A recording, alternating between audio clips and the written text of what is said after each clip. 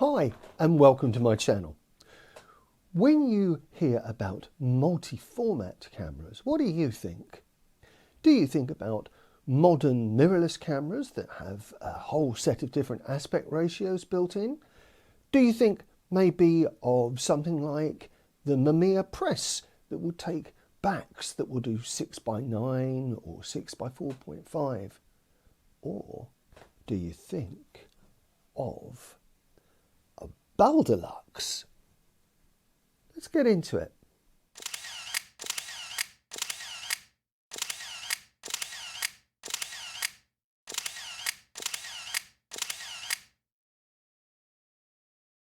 The Balda camera company started in Dresden in 1908 and it's founded by someone called Max Baldaweg, and it carried on producing cameras between the war years and through World War II, and actually up until the 1970s, although the partition of Germany did cause half of Balda to go to the East German side and half to the West German side.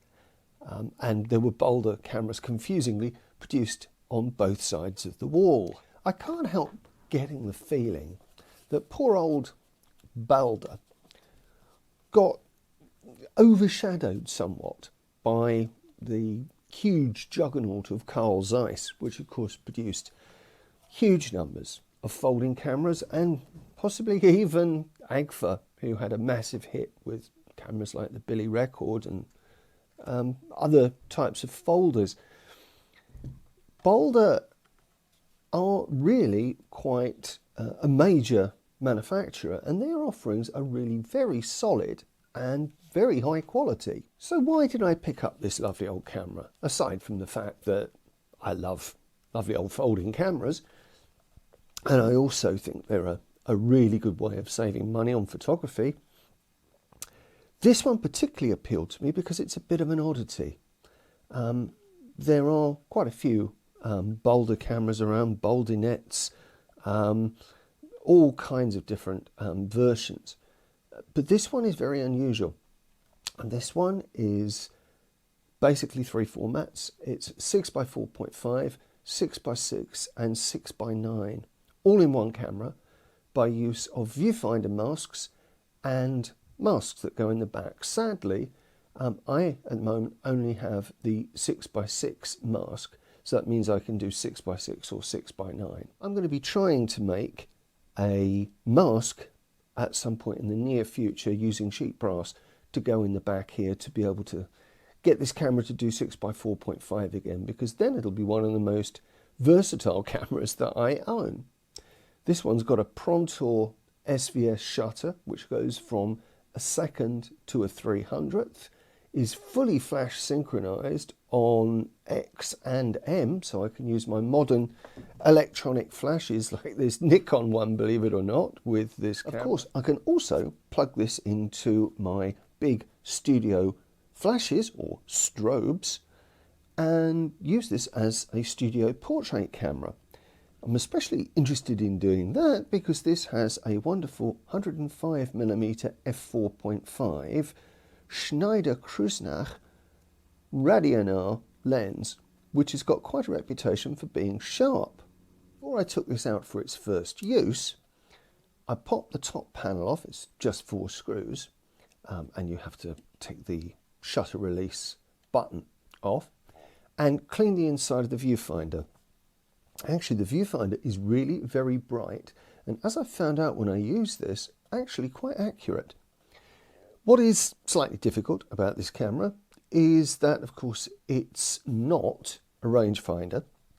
So focusing is either got to be by guesswork or with a shoe-mounted rangefinder unit, or as I did it when I took this old girl out, I actually took one of my rangefinder cameras and copied the distance settings over after I focused with that. It's quite a slow way of doing it, but there is a story that hangs with this one, that I actually ordered a rangefinder unit for this and it arrived and it didn't work, and I'm afraid I'm finding more and more on eBay this is happening, that sellers really don't care whether their stuff works or not, and that's a real shame.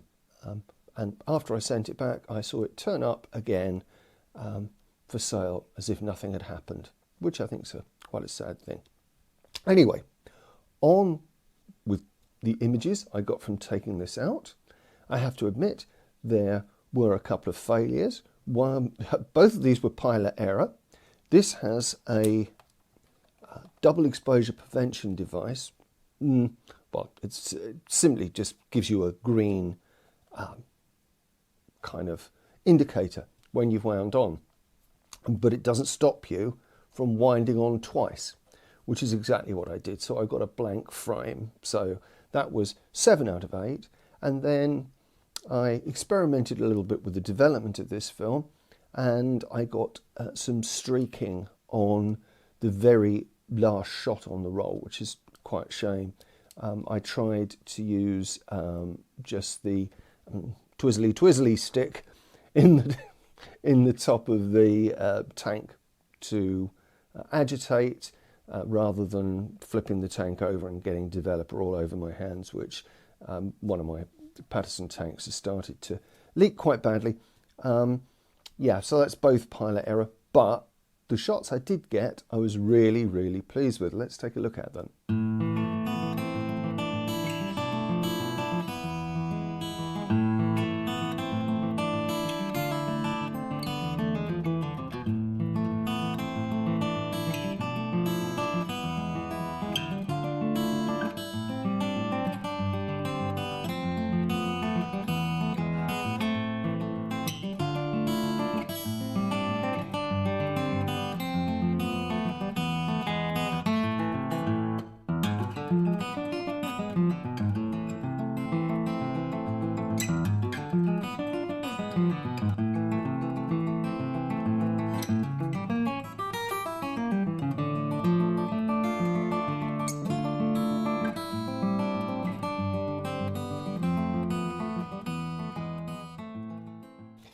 I walked there down behind the O2 Arena on the banks of the Thames, and I think the Baldalux actually acquitted itself rather well. Really smooth tones, quite low contrast lens, but it was actually quite a low contrast day. Great tonality, as I say, and possibly Berger Pancro 400 wasn't the best film to test this camera with, although certainly was a good film to test whether the little red windows were light proof on the back. Very, very comfortable camera to use, really, really easy to use. A beautifully quiet shutter on it, which is just sounds lovely. Huge fun. I'm going to be using this quite a bit in future. I think we'll be going out into the wilds and also doing some studio work with it.